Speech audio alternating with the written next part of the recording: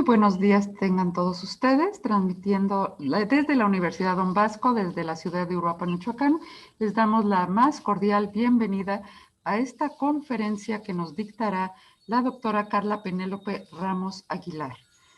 No cabe duda que la adaptación es una de las cualidades que ha permitido a la humanidad llegar hasta este momento de su evolución, de su vida.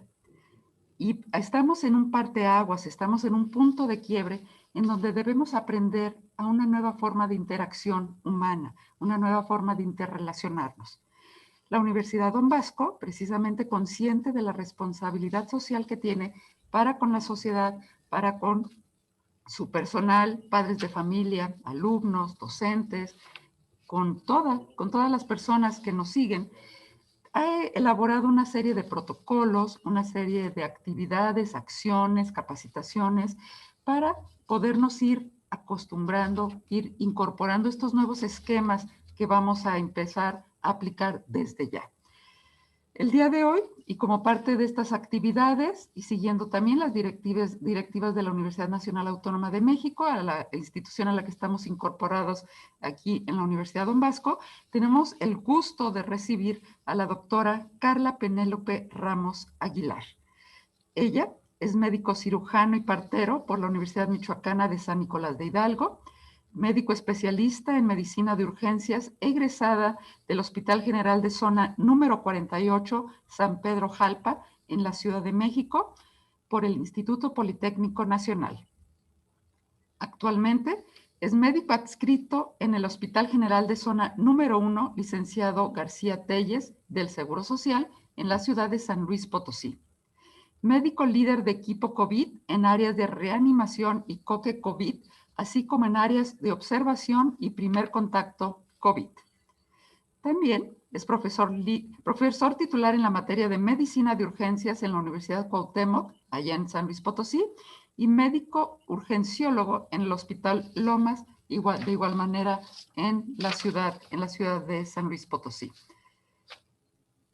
Los dejamos ahora los micrófonos y le damos la más cordial bienvenida y un agradecimiento especial por aceptar la invitación a compartir sus experiencias, sus conocimientos con la comunidad UDB, a la doctora Carla Penélope Ramos Aguilar con la conferencia Crónicas de una pandemia, del caos a la construcción de una nueva normalidad. Bienvenida, doctora. Hola, muchísimas gracias. Muy buenos días a todos. Primeramente que nada, quiero agradecer de manera muy atenta a la universidad por haberme hecho esta invitación, la cual la recibo de corazón y es una alegría para mí poder compartir con ustedes cómo es que vivimos el COVID desde la trinchera, cómo recibimos los pacientes. Y es súper importante hacer un énfasis en las medidas, sobre todo de higiene y de aislamiento social, que juegan un papel súper importante para prevenir los casos y disminuir, por lo tanto, la mortalidad de este tipo de pacientes. En esta plática yo no pretendo que ustedes, la comunidad de la Universidad Don Bosco, aprendan medicina, pero sí que tengan una idea de a qué nos estamos enfrentando, qué es este virus, de dónde viene y cómo podemos atacarlo, sobre todo con nuestras medidas de higiene. Entonces, es un placer para mí estar con ustedes. Cualquier duda, estoy a sus órdenes. Si no nos alcanza el tiempo en esta ocasión, yo estoy completamente en la disponibilidad de poder abordar algún otro tema en algún momento, de alguna patología que a ustedes les interese o les muestre algún interés en especial. Entonces, vamos a empezar. Fíjense ustedes que los coronavirus humanos siempre han existido en el mundo. Sin embargo, estos virus fueron aislados por primera vez en la década de 1960. En la actualidad conocemos 7 virus, coronavirus, que infectan a los humanos. Tenemos a los alfa coronavirus y a los beta coronavirus. Cada uno de estos 2 virus tiene sus subclases y estos 2 virus son causantes de infecciones de vías respiratorias, generalmente con cuadros clínicos leves a moderados, es decir, que no tiene una gran mortalidad en los pacientes. Pero fíjense que desde antes ya habíamos tenido 2 epidemias previas secundarias a coronavirus. Una que tuvo lugar en el año del 2002, que se le denominó SARS. esta epidemia tuvo su lugar de origen en una comunidad que se llama Foshan, en una ciudad de Guangdong, en China. De ahí, este virus se fue propagando hacia otros lugares como Canadá, como Taiwán, como Filipinas y Singapur. Y alrededor del mundo hubo más o menos 8.500 casos con una mortalidad del 10%. Pero fíjense que en el 2012 hubo otra epidemia secundaria coronavirus y se le llamó MERS-2. Esta tuvo lugar en lo que fueron Sarabia, en Qatar, en Emiratos Árabes, en Arabia Saudita, es decir, en toda esta península arábiga, ¿sale? Y de aquí, este virus, pues evidentemente pasó a otras partes del mundo, como Alemania, como Grecia, como Estados Unidos, pero se tuvo la capacidad de contener al virus. Estos virus, los últimos dos que comentamos, el SARS-CoV y el MERS-2, el MERS-CoV, generalmente se creyó que nosotros los humanos nos infectábamos secundario a infecciones o a la ingesta de comida animal. ¿Por qué? Porque fíjate que el virus del SARS-CoV se ha encontrado en el ganado bovino y el MERS-CoV se ha encontrado en la carne de algunos murciélagos y camellos que las personas de estos lugares ingieren. Entonces, la semejanza genética de estos virus a los virus que nos infectan a los humanos son muy similares. Entonces, de aquí es de donde se cree o nace la teoría de que nosotros nos infectamos a través de la ingesta de alguno de esos tipos de animales. ¿Y qué pasó en diciembre del 2019? En un lugar que se llama Hubei, que pertenece a la comunidad de Guanan en China, aparecieron los 27 primeros casos de pacientes que desarrollaron infecciones respiratorias graves, severas. Y evidentemente no habíamos podido hasta ese momento aislar el patógeno, el microorganismo causante de esta infección. ¿Y qué ocurrió? Pues que los médicos, los biólogos y demás pudieron aislar la cepa de otro coronavirus. Y el 7 de enero del 2020 lo denominaron SARS-CoV-2. Si te acuerdas, habíamos tenido una epidemia previa por SARS-CoV. Esto le pusieron SARS-CoV-2 porque su genoma tiene una similitud entre un 80 a un 95% con el previo. Por eso se le denominó SARS-CoV-2. El SARS-CoV-2 entonces va a ser nuestro agente etiológico o infeccioso causante de la enfermedad COVID-19. CO hace alusión a corona, VI, virus, D de disease, enfermedad en inglés, y 19 porque en el 2019 aparecieron los mismos casos. Entonces es importante saber la nomenclatura. El COVID-19 es la enfermedad producida por el virus del SARS-CoV-2.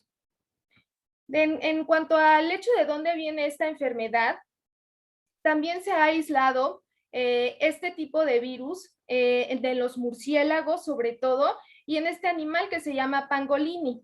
Este pangolini es un animal que tiene unas escamas súper gruesas y se puede enrollar. Entonces, las primeras 27 personas que desarrollaron esta neumonía típica o esta infección muy grave, resultó que tenían en común haber visitado el mercado en Guanán. Y entonces por aquí fue en donde nació la teoría de que esta enfermedad se transmitió de un animal hacia los humanos. Epidemiológicamente, hasta el día martes, teníamos a nivel mundial 136.063.656 casos de pacientes portadores de SARS-CoV-2 infectados con este virus. Y hasta ese día hubo 2.937.096 defunciones.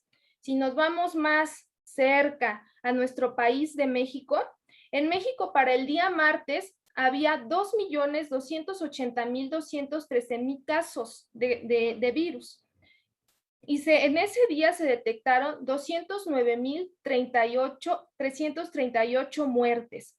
Ahora bien, traspolemos esto.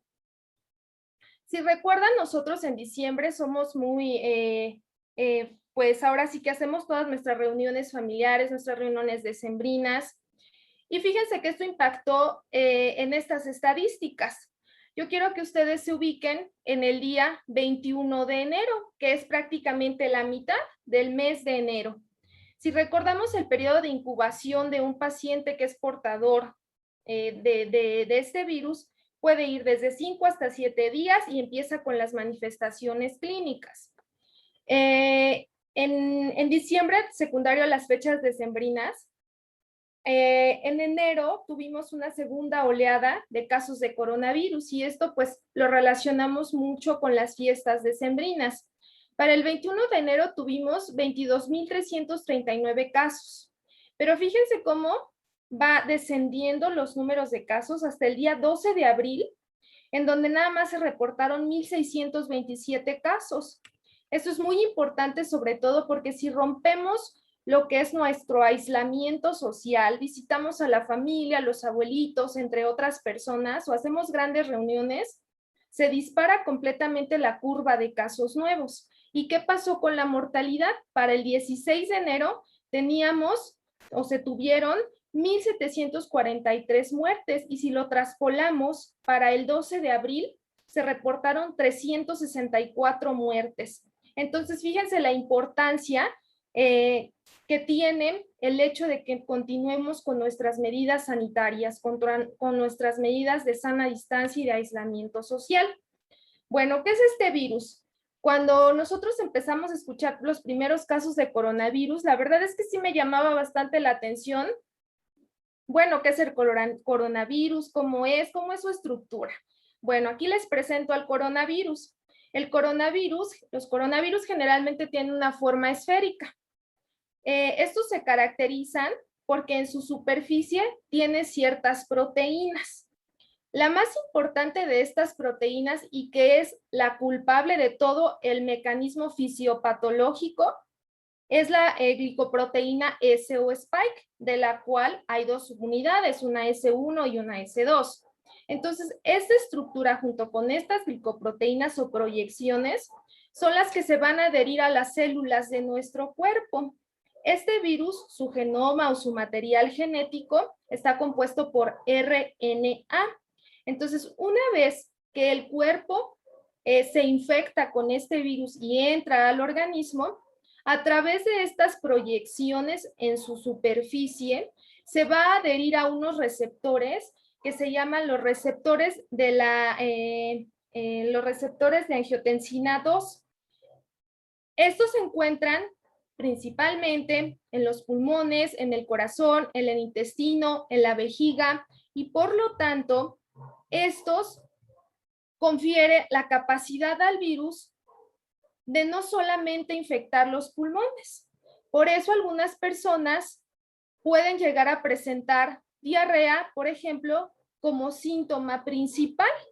Entonces, si se fijan, el coronavirus y estos receptores no solamente se encuentran a nivel pulmonar, se pueden encontrar en cualquier otra parte de nuestro cuerpo, incluyendo el corazón. Entonces, algunos de estos pacientes también pueden desarrollar una insuficiencia cardíaca o alguna anomalía a nivel del corazón, sobre todo dilatación de ventrículo derecho, secundario a COVID. Y entonces, ¿qué pasa? ¿Cuál es el mecanismo fisiopatológico? ¿Cómo nos va a infectar el COVID? Cuando un virus entra en contacto con una célula, por ejemplo, del epitelio respiratorio, resulta que va a pasar o va a penetrar a estas células mediante un cotransportador que se llama serin proteasa transmembrana, como que le ayuda a entrar a las células de nuestro cuerpo. Y dentro de nuestro cuerpo, ¿qué pasa? El virus va a empezar a replicarse, va a haber muchísimas más cantidades de proteínas virales y se van a formar nuevos virus que van a salir, y estos van a tener la capacidad de infectar a otras células. Pero no solo eso, una vez que salen de una célula infectada, nosotros somos capaces de transmitirlo a otra persona a través de la tos, de las gotitas de flush. Entonces, de ahí la importancia de la sana distancia y del aislamiento social. Cuando esta célula se ve rebasada por toda la cantidad de virus que está entrando aquí adentro, la célula va a morir, ¿sale? Nosotros tenemos de manera normal un proceso que se llama apoptosis. Sin embargo, cuando tenemos una carga viral o en caso de coronavirus, se lleva a cabo un proceso que se llama piroptosis, es decir, muere la célula, pero esto desencadena una reacción inflamatoria súper importante en el cuerpo, de tal manera que se van a sintetizar muchos mediadores inflamatorios como las interleucinas, por ejemplo, el factor de necrosis tumoral, y estos van a llamar a nuestras células del cuerpo como a atacarlo, ¿sale? Entonces se van a empezar a ir todas nuestras células del cuerpo hacia esta parte, generalmente los linfocitos, los monocitos y los macrófagos. Y eso tiene mucha importancia médica porque cuando nosotros tomamos una biometría a los pacientes generalmente tienen linfopenia. ¿Por qué? Porque están siendo como que se llevan al lugar donde está el sitio inflamatorio para contrarrestar la infección. ¿Y qué pasa? Si nosotros tenemos un sistema inmunológico competente, pues fíjate que nuestras células buenas o macrófagos alveolares van a poder aclarar rápidamente el virus, lo van a atrapar y la infección se va a delimitar. Pero si tenemos un sistema inmunológico que está comprometido, porque nuestro paciente tiene antecedentes de enfermedades como diabetes, hipertensión, enfermedades renales, enfermedades hepáticas, pues su sistema inmunológico no va a ser capaz de contrarrestar la infección y se van a liberar cada vez más mediadores químicos, cada vez más mediadores inflamatorios, y entonces esto nos va a producir una cascada de citocinas que va a repercutir muchísimo en el paciente, que puede desarrollar una neumonía severa, edema pulmonar y una tormenta de citoquinas. Entonces es muy importante que cuidemos a las personas que probablemente tienen mayor predisposición a presentar la enfermedad. Esto no exime a los jóvenes de que la tengamos, ¿sale? Simplemente que probablemente ellos por este factor de una enfermedad proinflamatoria como la diabetes o la hipertensión vayan a tener un peor pronóstico. ¿Cómo se transmite el virus? Fíjate que hasta algunos días se había comentado que se podía transmitir a través de las hojas de papel, de la ropa, del cristal, de los billetes. Sin embargo, se ha visto que el mecanismo 100% eficaz para que nos infectemos de este virus es mediante los aerosoles. Entonces, ¿qué es lo que nosotros debemos de hacer? Ya sabes, el uso de cubrebocas, toser y cuando nosotros tosamos, evidentemente poner nuestro codo en la boca para evitar la transmisión de aerosoles. Entonces, sí está bien que nosotros sigamos con nuestras medidas de higiene, porque si bien hace algunos días ya dijeron que no, la verdad es que preferimos seguir con nuestras medidas de higiene, evitar tocar objetos que puedan estar contaminados, evitar estrechar la mano de las personas o llevarnos las manos sucias a la boca, a la nariz o a los ojos. Entonces, hasta el momento, como les digo, el uso del cubrebocas es lo más importante, porque fíjense cómo nos representa en este cuadro el riesgo el riesgo al cual estamos expuestos si no lo usamos. Por ejemplo, si nosotros no usamos cubrebocas y tenemos un caso positivo, tenemos un riesgo de contagio del 90%. Si estamos enfrente de una persona que está contagiada por el virus y yo traigo mi cubrebocas, tengo un riesgo de contagio del 30%. Si yo, por ejemplo, soy positivo, pero yo uso mi cubrebocas, tengo un riesgo del 5% de infectar a otra persona. Pero si yo me pongo mi cubrebocas infectado y la otra persona también está exponiéndose a mí, pero ella no está infectada, tiene un riesgo de un 1.5%. Y si aunado a esto, todos usamos cubrebocas y mantenemos una sana distancia de hasta 2 metros, entonces el riesgo es de hasta 0%. Por eso nuestra medida hasta el momento más importante para prevenir la propagación del virus y generar nuevos casos es el uso de cubrebocas. Evidentemente debemos de aprender a usar el cubrebocas de manera adecuada. Lo ideal es que antes que nos pongamos el cubrebocas y después lavemos las manos o usemos gel antibacterial. Es importante que cuando nos coloquemos el cubrebocas no lo toquemos con nuestras manos y acuérdense que los cubrebocas no se comparten. El mío y el tuyo es el tuyo. Y posteriormente, cuando vayas a quitar tu cubrebocas, lo vas a dejar en una parte donde tú puedas ver que es lo más limpio posible y posteriormente a ello te vas a lavar las manos. Acuérdate que el cubrebocas debe de cubrir tu nariz, debe de cubrir tu boca y debe de cubrir tu mentón. No se vale que el cubrebocas lo usemos hasta abajo en el cuello, arriba en la frente. Tiene una función y sí impacta bastante de manera positiva el hecho de que hagamos el uso correcto del cubrebocas. Muchas veces veo en la calle que las personas usan cubrebocas con válvula. Los cubrebocas con válvula se diseñaron sobre todo para que las personas que trabajan en la construcción lo usen. Los cubrebocas con válvula no nos van a proteger contra el virus del SARS-CoV-2, porque al momento de que yo expiro, las válvulas se abren y si yo estoy contagiado, voy a poder contagiar a otra persona. Entonces, por eso, los cubrebocas de válvulas no están aconsejados. Usa tu cubrebocas tricapa, que es el que hasta el momento tiene una mejor tasa para reducir el número de casos. Y si usas un cubrebocas de tela, hay que tratar de lavarlo cada 24 horas. ¿Cuándo vas a desechar tu cubrebocas? Cuando esté húmedo, cuando esté mojado, cuando ya esté muy sucio, lo hayas manipulado mucho. Y trata evidentemente de no estarlo tocando para evitar el riesgo de infección. El periodo de incubación, una vez que el virus entra a nuestro cuerpo, no nos va a dar síntomas de manera inmediata. Por eso es muy importante el aislamiento social. El periodo de incubación va desde 5 hasta 7 días. Y esta gráfica me gusta bastante porque nos representa los 4 tipos de pacientes a los cuales nos podemos enfrentar y el porcentaje en la población. Los pacientes que no presentan síntomas son aproximadamente el 30% de la población. Los pacientes que presentan una enfermedad leve a moderada representan el 55% de la población.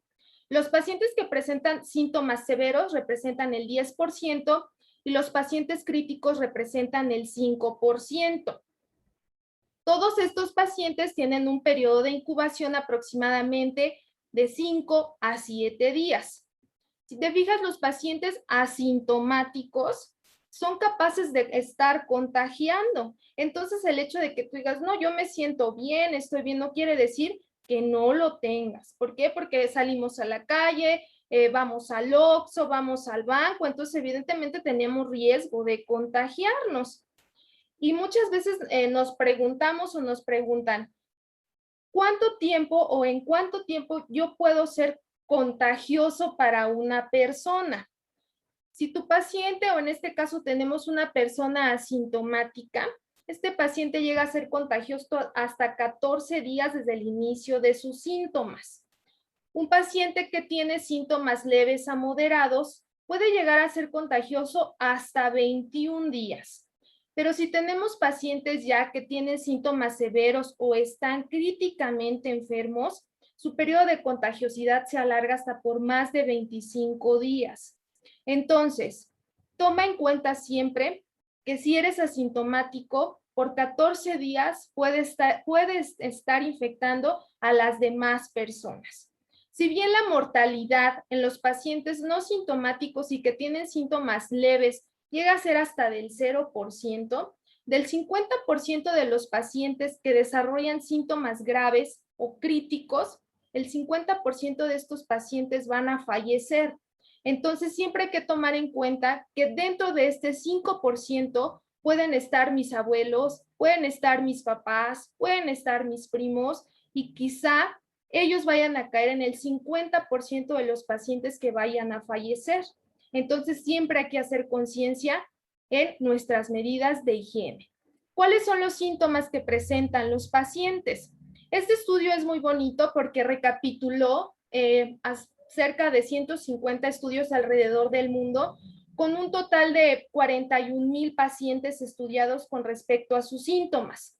Los síntomas que más tienen prevalencia o los que más presentamos son la fiebre, es la tos, el malestar general, nos duelen los músculos, las articulaciones. Generalmente algunos pacientes presentan diarrea y es por lo que les decía de estos receptores que tenemos en el cuerpo, que están también en el tracto gastrointestinal y que por lo tanto podemos desarrollar diarrea, náusea, vómito. Y acuérdense que el 30% de los pacientes desarrollan alteraciones del sistema nervioso central, como son las alteraciones del gusto y las alteraciones del olfato, que se llama anosmia, puede tener hiposmia o puede tener disgeusia.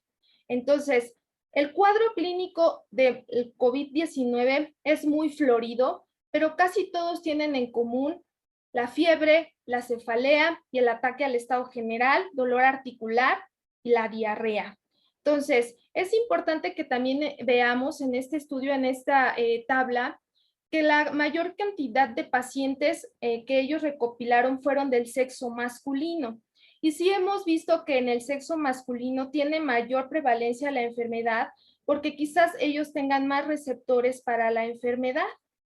Igual que ¿qué pasa con los niños? Si bien hemos sabido que los niños no se infectan mucho, esto se debe a que, como nos marca en este artículo, este estudio que se hizo, para ver estos receptores, si los niños lo tienen o no, efectivamente los niños tienen muchísimos menos receptores para el SARS-CoV-2 que los adultos. Entonces, de aquí la teoría de que probablemente sea la razón por la cual los niños casi no se infecten, ¿sale?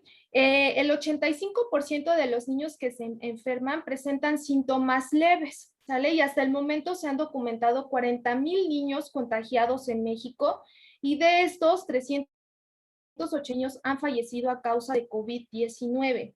Entonces, es menos probable que se infecten, pero cerca del 1 al 2% de los pacientes pueden llegar a fallecer en contexto de la edad pediátrica. Hay muchas maneras en las cuales nosotros podemos diagnosticar la enfermedad y llega a haber algún como interrogante cuando nos dicen, no, pues probablemente tienes COVID por tus síntomas, entonces dices, ¿qué prueba me hago? La prueba rápida de antígeno, las inmunoglobulinas, la PCR.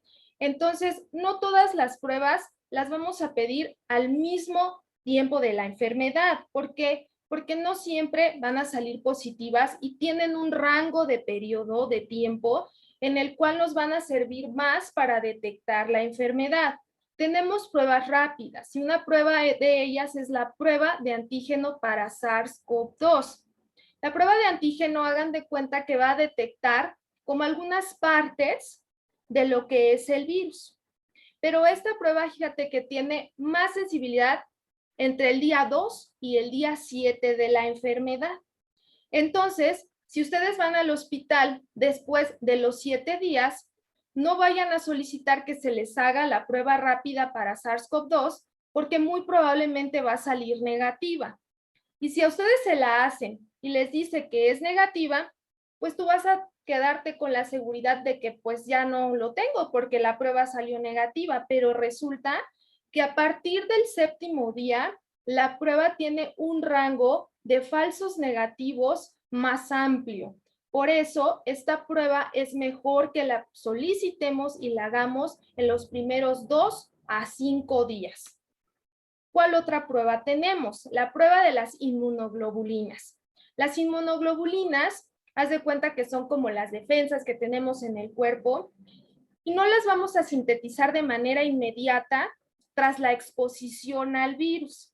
Las inmunoglobulinas se empiezan a producir a partir del 5º día de que se iniciaron los síntomas agudos de la infección. Esto quiere decir que si yo ya tengo un periodo de incubación de entre 5 a 7 días, mis inmunoglobulinas yo las voy a pedir hasta aproximadamente el 10º día. porque hasta este día es en donde se van a empezar a producir las inmunoglobulinas. Luego tenemos dos tipos de inmunoglobulinas, hay más, pero las que en este momento nos ocupan a nosotros es la inmunoglobulina M y la inmunoglobulina G. ¿Cómo vamos a leer el resultado? La inmunoglobulina M es la que me dice que yo tengo la infección y la inmunoglobulina G es la que me dice que ya generé inmunidad. Si yo me hago la prueba de inmunoglobulinas en el día 10, 14, que sería lo óptimo, y resulta que tengo negativa la inmunoglobulina M y la G, esto representa que efectivamente yo no tengo infección actual y que no tuve una infección en el pasado. Pero ¿qué pasa con la inmunoglobulina M si está positiva y la G está negativa? Quiere decir que en ese momento tengo una infección reciente por el virus del SARS-CoV-2. Si yo tengo las dos inmunoglobulinas positivas, esto quiere decir que estoy en una fase activa de la infección por SARS-CoV-2 y que puedo estar infectando además a las demás personas. Y si al final mi inmunoglobulina M está negativa y la G está positiva, quiere decir que yo estuve infectada, pero que ya generé inmunidad. Quiero que sepan que la inmunidad que generalmente se hace para SARS-CoV-2 no va más allá de 3-4 meses. Esto quiere decir que después de que me infecto, no debo de estar 100% seguro que no puedo volver a reinfectarme. Y se ha documentado que los casos de reinfecciones son más graves. Entonces, de ahí la importancia de continuar con todas nuestras medidas de sanidad. La otra es la PCR. La PCR es cuando nos hacen el exudado nasofaringio y esta es la prueba estándar para poder diagnosticar la infección por SARS-CoV-2. Sin embargo, también se tiene cierto rango de que nos pueda dar un resultado falso negativo en hasta un 32% de los casos. ¿Y esto por qué? Fíjense que el INER, el Instituto Nacional de Enfermedades Respiratorias, hizo un estudio en donde reclutó a pocos pacientes, eran 38 pacientes en los cuales tenían tomografías sugestivas de infección por COVID, pero les tomaban la PCR y salía negativa. Entonces decían, bueno, ¿por qué sale negativa si en la tomografía está positiva? Pues resulta que también es muy importante el periodo en el que tomamos la prueba de la PCR. Lo más importante, lo que debemos quedarnos es que entre más tiempo pase de la infección, es más probable que nuestra prueba de PCR salga negativa. Y también tiene que ver en que sí o no acudimos rápido a la atención médica. Entonces, lo ideal es que la tomemos igual entre los primeros 5 a 7 días.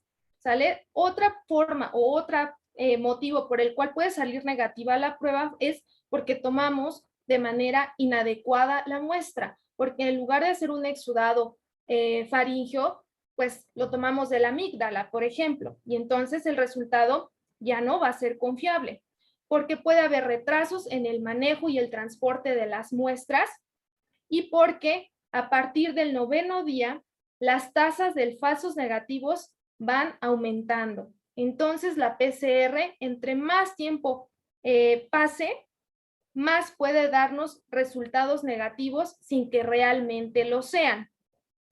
De tal manera que tenemos otra herramienta de la cual echamos manos para poder nosotros poder ver el virus, que es la tomografía de tórax.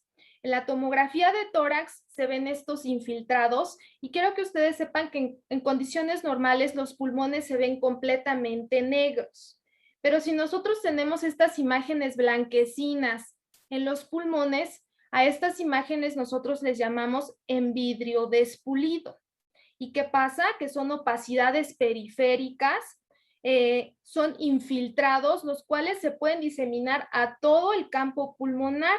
Y hemos visto tomografías tan severas que los pacientes, aunque les demos ventilación mecánica, llegan a fallecer. Tenemos una clasificación que se llama de CORRADS para nosotros estadificar o decir este paciente es altamente sospechoso o no de COVID. Cuando tenemos un CORRADS 5 o un CORRADS 4, tenemos imágenes en vidrio despulido bilaterales que pueden afectar gran cantidad del área pulmonar y que evidentemente estamos ante un paciente muy sospechoso de coronavirus y que evidentemente necesita su prueba de PCR y algunos otros exámenes de laboratorio. Aquí les voy a compartir una tomografía de un paciente y quiero que ustedes observen cómo está tan infiltrado su pulmón. Recuerden que el pulmón en condiciones normales debe de verse negro, completamente oscuro, pero vean vean todos los infiltrados a nivel pulmonar. Como ven, está completamente velado su pulmón. Tiene más del 90% del parénquima pulmonar afectado. Entonces, este paciente tenía un CORAD-5. Pero si aparte tiene una prueba positiva de PCR ya para COVID, entonces ya sería un CORAD-6. Hasta el momento, el tratamiento para esta infección ha sido muy controvertido. Pero lo que sí tenemos bien en claro es que la ventilación mecánica y el prono juegan un papel muy importante en el tratamiento de estos pacientes. En prono quiere decir que ponemos al paciente boca abajo y está conectado a un ventilador. ¿Cuáles son las pautas o las dianas terapéuticas o qué tenemos hasta el momento para tratar la enfermedad? Fíjate que la enfermedad se va a dividir en estadios. En estadio temprano de la enfermedad, en un estadio pulmonar que se subdivide a su vez en un estadio A y B, dependiendo si el paciente cursa con hipoxia o no, o le falta el aire o el oxígeno en este caso, y una fase de hiperinflamación, una tormenta de citoquinas exagerada. Pues resulta que ha habido mucha controversia en el manejo, que si el tocilizumab, que si la hidroxicloroquina, que si la ivermectina, la citromicina, el plasma convaleciente de pacientes que ya tuvieron la infección. Pero fíjate que hasta el momento no existe ningún nivel de evidencia en el cual yo pueda decir, ¿sabes qué? El plasma convaleciente de un paciente nos va a servir para poder combatir la infección. Hasta el momento, el único medicamento que ha sido aprobado y que se hizo un estudio que se llama Recovery, en el cual se utilizaban esteroides, en este caso de dexametasona, hasta el momento es el único medicamento que ha disminuido la tasa de mortalidad en los pacientes que ya requieren oxígeno complementario. Esto quiere decir que las esteroides no se deben de utilizar en pacientes que tienen infecciones leves si no están con una saturación de oxígeno menor del 90% que no requieran oxígeno en casa. Debemos de reservarlo para los casos más graves. Entonces, hasta el momento, el tratamiento lo vamos a centrar en esteroides, medidas de soporte, evitar infecciones por microorganismos oportunistas intrahospitalarios o microorganismos asociados a la ventilación mecánica, mantener niveles de glucosa óptimos, pero hasta el momento no tenemos un tratamiento tan eficaz que pueda ayudarnos a disminuir la mortalidad por este virus. Y el único que tenemos hasta la actualidad son los esteroides, medidas de soporte y las medidas, y ahora sí que la ventilación mecánica y el prono de los pacientes. Después de que una persona se infecta de COVID, fíjate que queda con bastantes secuelas. Y esto se le conoce como síndrome posagudo de COVID. Muchos pacientes persisten después de 3 semanas de que se infectaron con fatiga, con dolores musculares, con dolores de las articulaciones, con alteraciones del gusto. Los pacientes generalmente refieren dolor en la parrilla costal si tuvieron neumonía. Entonces, es muy importante que te centres en que si ya te dio la infección, después de 3 semanas puedes llegar a presentar algunos de estos síntomas o persistir con ellos sin que esto refiera o quiera decir que te hayas reinfectado. Simplemente estás en tu síndrome posagudo de COVID. Muchos pacientes también refieren cefalea, que es casi persistente. Por ejemplo, a mí me dio COVID y yo con lo que persisto hasta el momento es con la cefalea y de repente tengo dolor en la parrilla costal. Entonces, fíjate cómo desde que decidimos nosotros salir a la calle sin cubrebocas, sin tener nuestras medidas de protección personal, cómo el virus puede atacar a los pacientes que cursan con una infección proinflamatoria, un diabético, un hipertenso, cómo puede acabar un paciente en terapia intensiva, boca abajo, intubado, un paciente que requiere manejo multidisciplinario y que después, si nos curamos, todavía después vamos a seguir teniendo síntomas de coronavirus. Hasta el momento, entonces, tenemos algunas vacunas que llegaron, como vemos una luz al final del túnel, pero quiero que se fijen que las vacunas no tienen un 100% de efectividad. Y muchas veces a lo mejor han escuchado que pues tal persona ya tenía las 2 dosis de vacuna y falleció. Se infectó y falleció. Por ejemplo, la vacuna de Pfizer tiene un 95% de probabilidad de que te mantenga inmune. 95% de esa probabilidad es que no te vas a infectar. Pero fíjate cómo queda un 5% de probabilidad de que te vayas a infectar.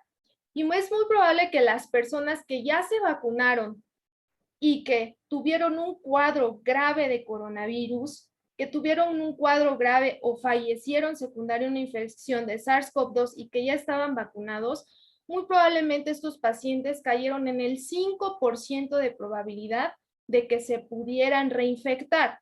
¿Esto qué quiere decir? Que inclusive aunque ya estemos vacunados y tengamos a la disponibilidad las vacunas, debemos de continuar cuidándonos para evitar caer en ese 5% de pacientes que podemos ser portadores de la enfermedad y desarrollar una neumonía grave. ¿Sale? Las otras vacunas, por ejemplo, la de Moderna, que es la de Estados Unidos, tiene una efectividad del 94.5%.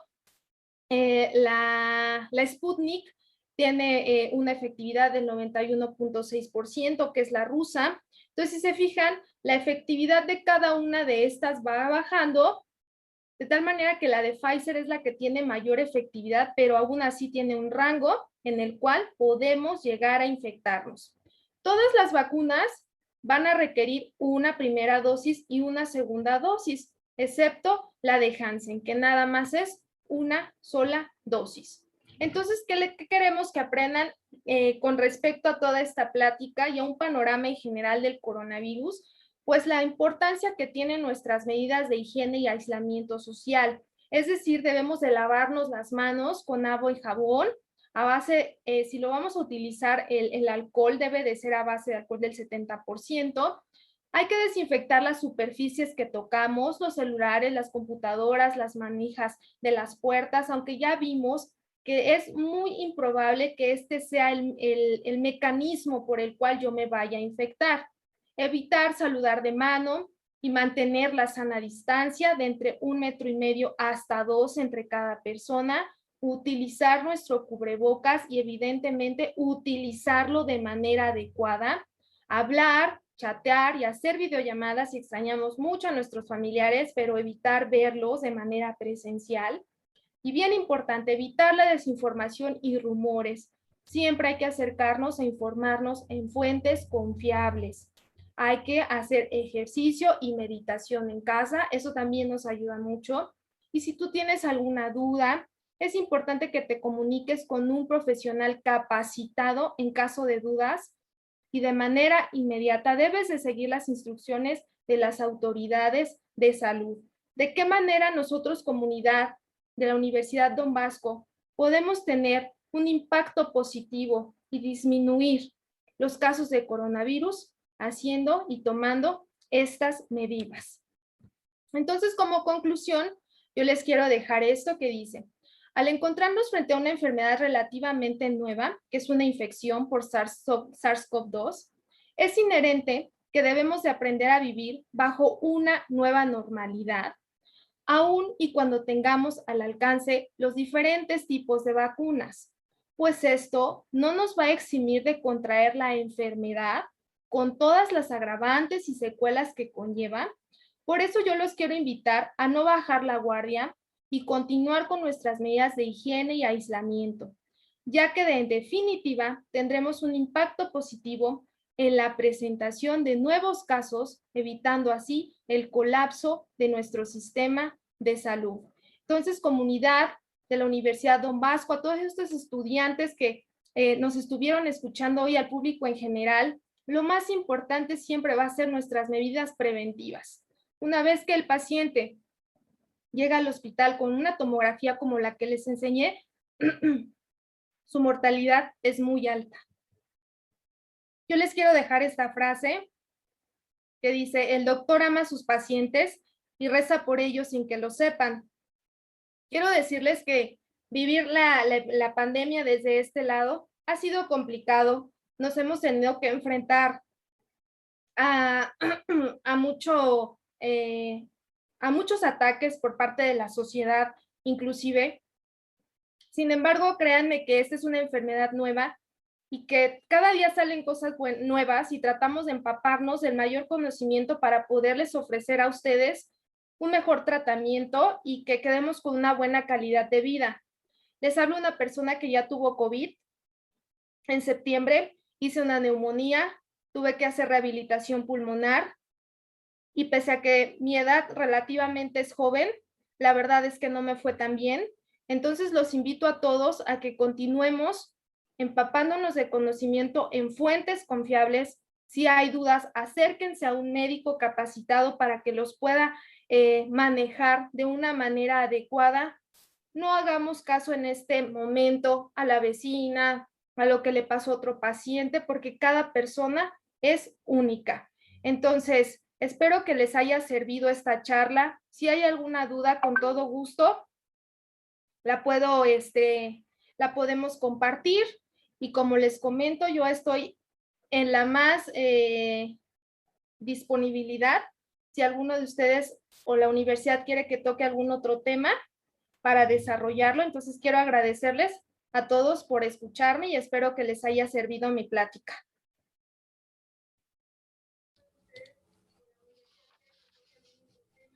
Muchísimas gracias, doctora Carla Penélope Ramos Aguilar.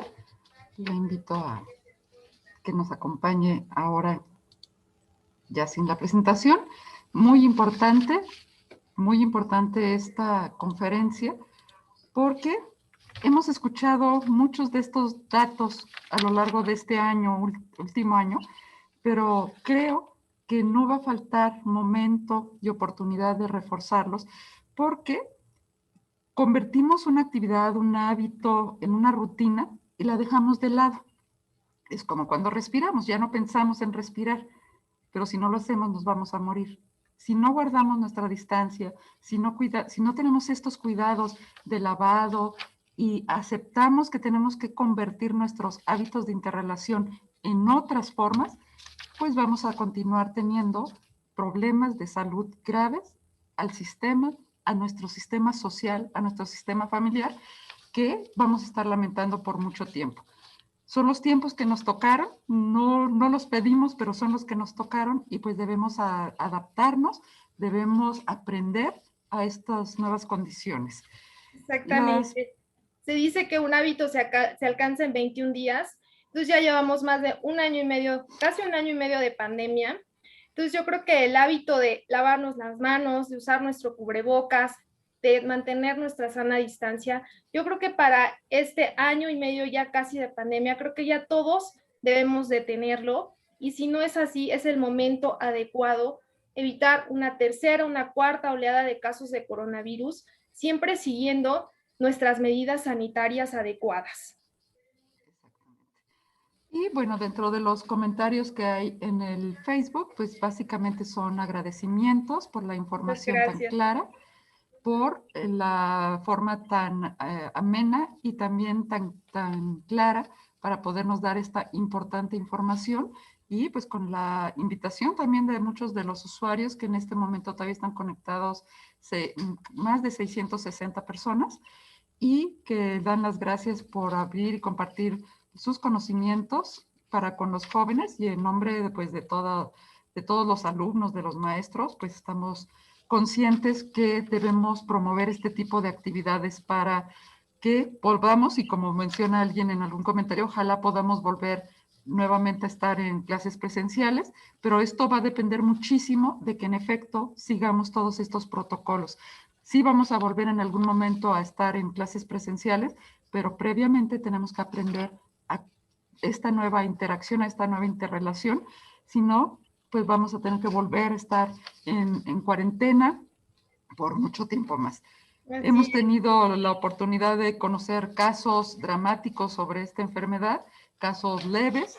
Todos yo creo que en este momento podemos tener ya historias o conocimiento de casos que nos hacen más conscientes sobre la necesidad de tener estas precauciones. Y como decía en un principio, la Universidad Don Bosco está tomando acciones precisamente en este sentido, con protocolos, con reglamentos, con modificaciones incluso físicas en las instalaciones, además de la capacitación hacia todo el personal, en aras de que en el momento que las autoridades sanitarias lo permitan, podamos reintegrarnos y podamos estar de manera presencial.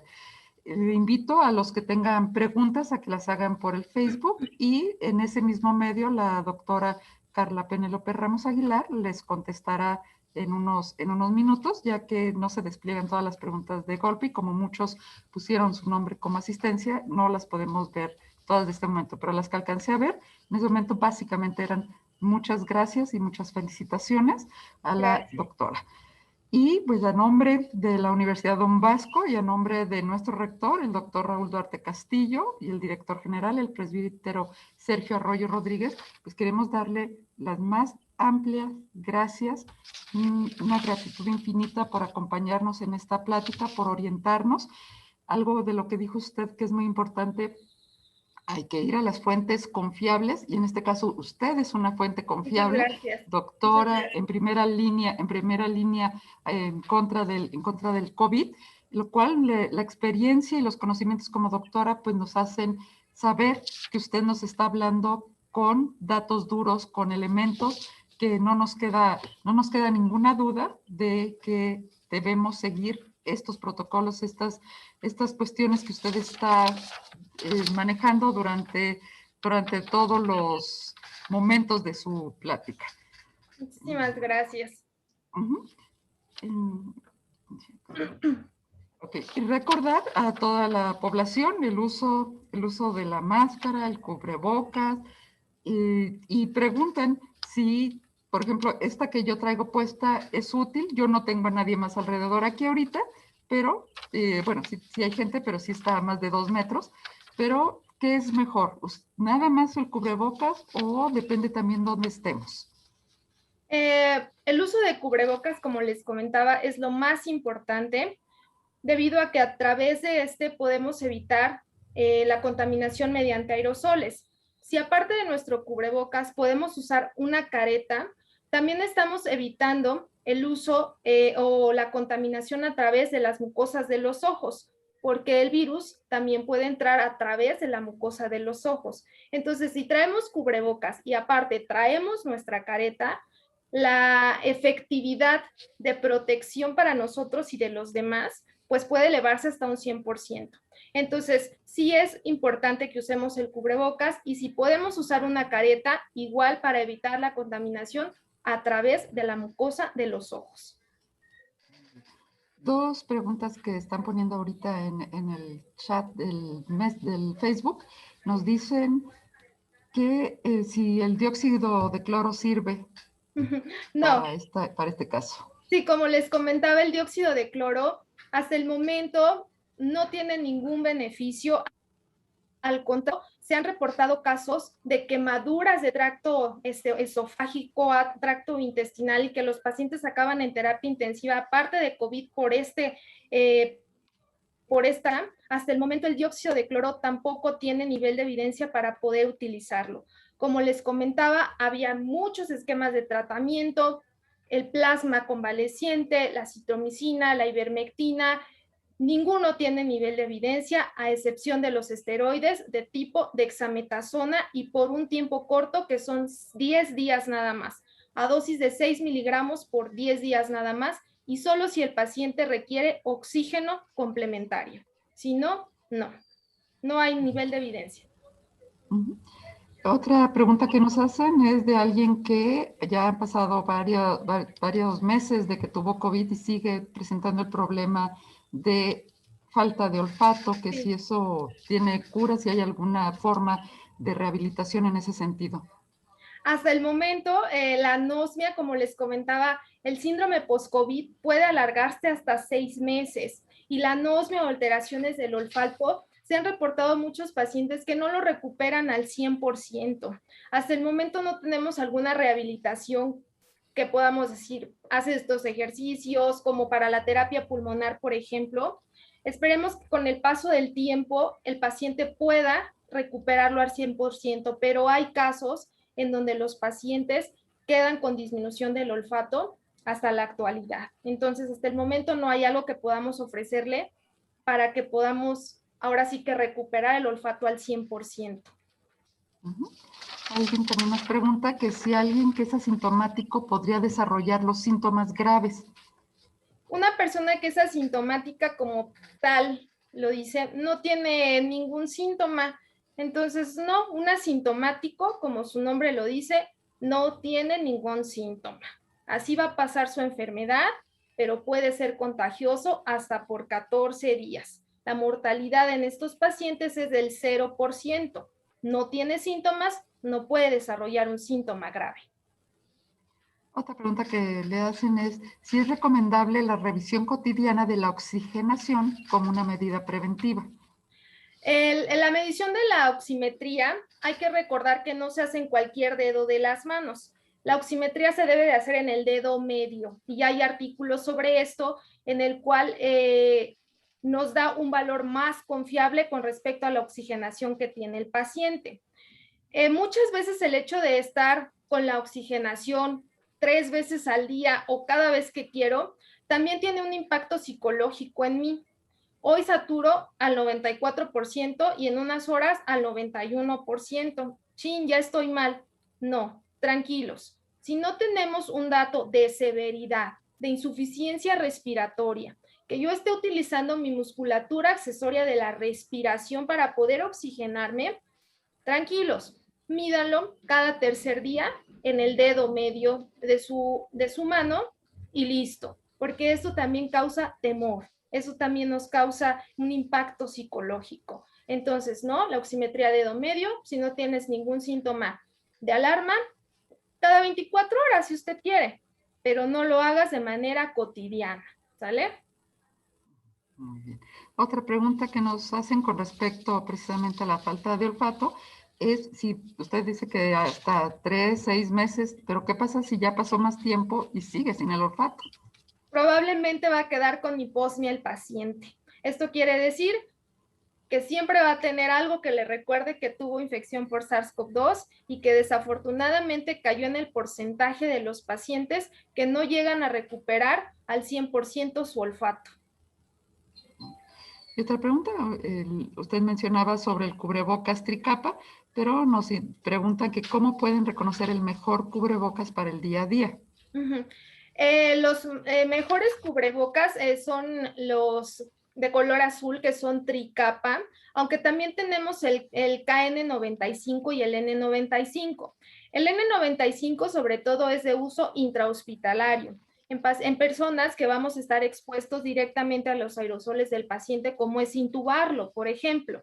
Ustedes pueden utilizar inclusive un cubrebocas de tela, pero siempre y cuando el cubrebocas esté bien puesto. ¿Cómo puedes tú reconocer cuál por cubrebocas? Los mejores cubrebocas tricapa son los que comúnmente son de color azul, que en la parte anterior es de color azul y en la parte posterior es blanca. La parte azul va hacia la parte externa y la parte blanca va hacia la parte interna. Entonces, este tipo de cubrebocas son bastante buenos, pero si usted tiene a la mano un cubrebocas de tela, úselo. Lávelo cada 24 horas. Si su cubrebocas tricapa de tela o KN95 ya está usado por más de 3 ocasiones, si ya lo ha usado por más de 48 horas, si está sucio, si está húmedo, tomen en cuenta que ahorita hace mucho calor y el cubrebocas va a empezar a humedecerse. Entonces la efectividad del uso de cubrebocas, si está en estas condiciones, va a disminuir. Entonces, el mejor cubrebocas es el que usted tenga a la mano, siempre y cuando lo use de manera adecuada. Acuérdense nada más, el cubrebocas de válvula, ese vamos a evitar utilizarlo. Muchas gracias.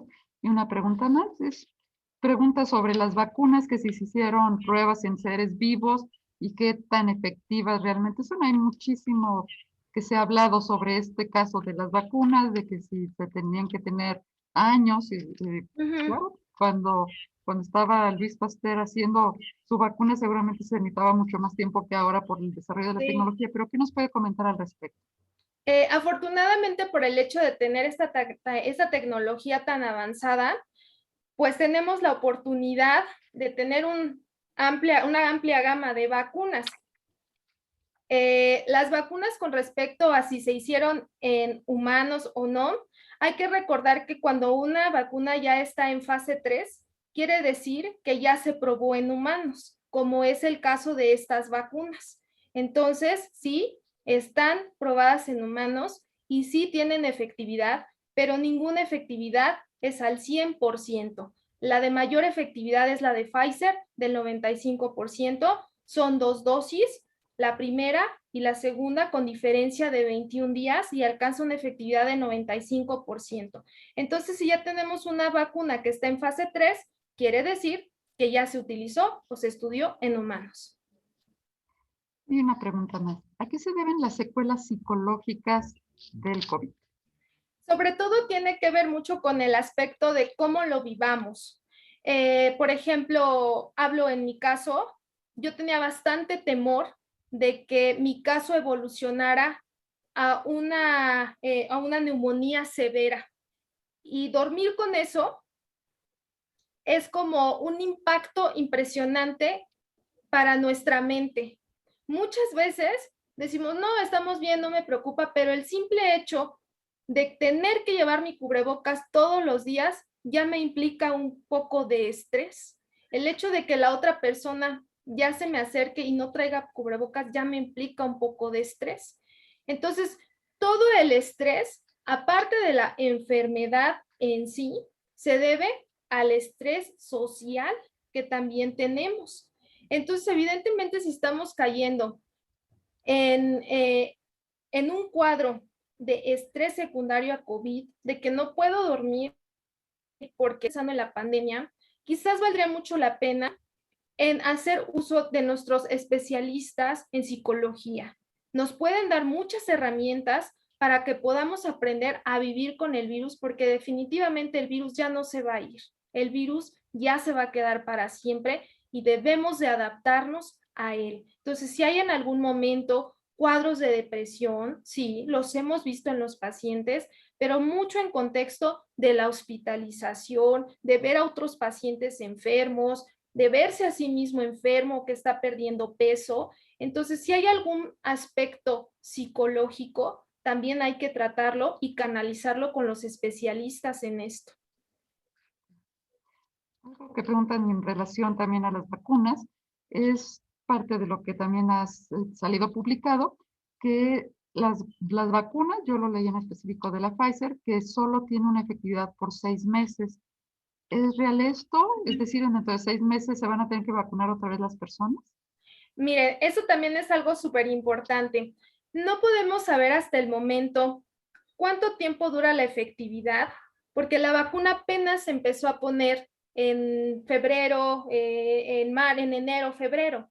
Entonces necesitaríamos hacer estudios muy largos, seguimiento de los primeros pacientes, seguirlos por un año, tomarles pruebas serológicas y ver hasta cuánto dura su inmunidad para que yo pueda decir que puede ser cada 6 meses. Si apenas las primeras vacunas las aplicamos en enero, apenas llevamos 4 meses de seguimiento de sus pacientes. Yo no puedo decir si dura 6 meses, porque no lo he estudiado a los 6 meses. Entonces, para poder decir la vacuna va a ser anual, va a ser cada 6 meses, todavía requerimos más seguimiento de los primeros pacientes a los que se le aplicó la vacuna, quizá hasta un año, para determinar cuánto dura la inmunidad. Por eso de ahí también la importancia de que no nos confiemos, porque hasta el momento no ha salido el estudio que diga la inmunidad dura 6 meses y hay que estarnos vacunando cada 6 meses. Hasta el momento no existe esa información. Otra pregunta que nos hacen es si alguien tiene una gripa, aunque sea leve, con tos seca, ¿se debe vacunar? ¿O es más probable que le dé así COVID?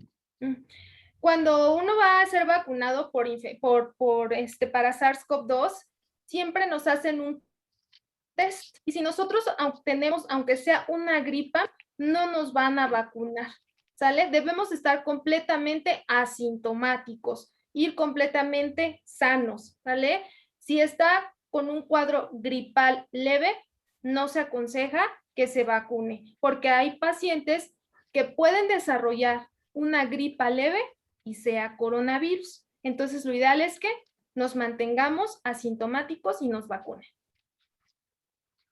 En este mismo sentido de las vacunas, ¿cuánto tiempo tarda en generarse la inmunidad después de que se te vacuna? Una vez que te vacunan la primera vez, vas a generar la inmunidad aproximadamente hacia los 14 días de la primera dosis en un 64%.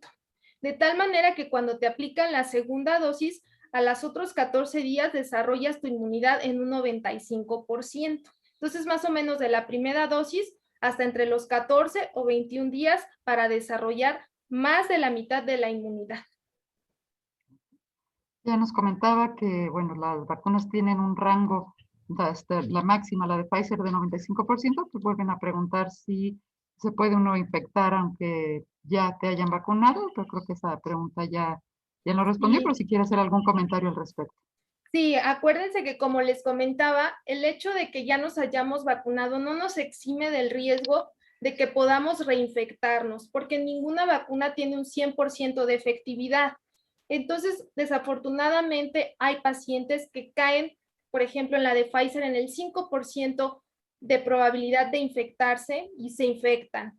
Entonces, no existe hasta el momento una vacuna 100% segura, lo cual nos obliga a continuar con nuestras medidas sanitarias. Otra pregunta que nos hace una alumna, dice, para caso específico de nosotros como universitarios, ¿qué recomendaciones podría darnos si retomamos actividades académicas? Lo más importante en este caso sería nuestro uso de cubrebocas de manera adecuada. Siempre mantener abiertos los espacios cerrados. En este caso, por ejemplo, las aulas de clase. Si utilizamos computadoras, limpiar las computadoras, aunque como les digo, este no es el principal medio por el cual podemos contraer la infección, pero entre más limpio esté todo, es mejor.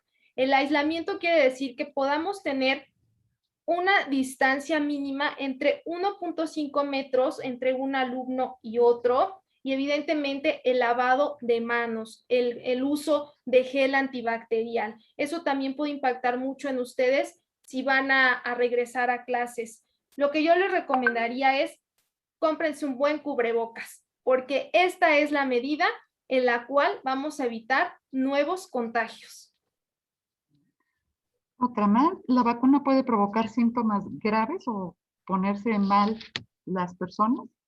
La vacuna sí puede tener efectos adversos y puede simular muchísimo un cuadro de coronavirus. Hay quienes tienen fiebre, hay quienes tienen mucho ataque al estado general, dolor articular, dolor muscular, sí puede simularlo. Muy probablemente si una persona desarrolló síntomas graves y lo relaciona con la vacuna, es muy poco probable. Es probable que más bien ese paciente haya caído en ese porcentaje en el cual la vacuna no tuvo la efectividad que queríamos y se infectó y desarrolló infección por SARS-CoV-2 grave. Y tres preguntas que las podemos resumir en una sola es si personas que tengan, por ejemplo, cáncer, alérgica a varios medicamentos, asma, ¿se pueden vacunar? Las personas que tienen este tipo de patologías de base, debemos hacer un screening más enfocado a cada paciente, pero sí hemos vacunado pacientes asmáticos, sí hemos vacunado pacientes con comorbilidades severas. Entonces, si el paciente en ese momento no tiene ninguna contraindicación para vacunarlo, se puede vacunar. Excelente.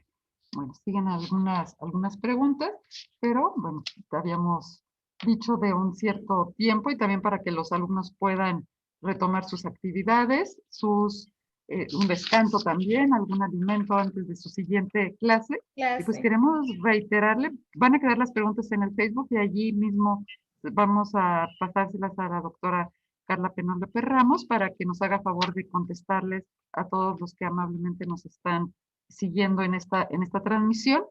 Y pues a toda la comunidad universitaria pues, queda la invitación abierta para tomar en cuenta todas estas recomendaciones y seguirlas al pie de la letra. Debemos hacer conciencia de la necesidad de cambiar algunos hábitos, algunas cosas nos van a costar trabajo, sí, pero es lo que nos toca vivir y por el bien de todos los que nos rodean, por el bien nuestro, es importante aprender a convivir en esta nueva forma de normalidad que se nos acerca. ¿Algún comentario último, doctora Carla? Pues agradecerles esta invitación y espero que en algún futuro pueda contribuir de nuevo con ustedes en algún tema de interés. Cualquier cosa, pues estoy para servirles. Y pues nada, que tengan buen día y muchas gracias a todo el público. Pues muchísimas gracias, doctora, y reitero el agradecimiento de parte de la Universidad Don Bosco por esta importante conferencia que nos ha impartido el día de hoy. Y seguimos invitando a toda la comunidad UDB, al público que nos está escuchando, que sigamos cuidándonos y usemos siempre todas las reglas de protección ante esta nueva contingencia, esta nueva forma de interacción. Entonces, muchísimas gracias y los esperamos en el siguiente evento que tengamos en vivo a través de la Universidad Don Bosco, a través del canal de Facebook de la Universidad Don Bosco y estamos aquí a sus órdenes en la ciudad de Uruapan, Michoacán. Muchas gracias.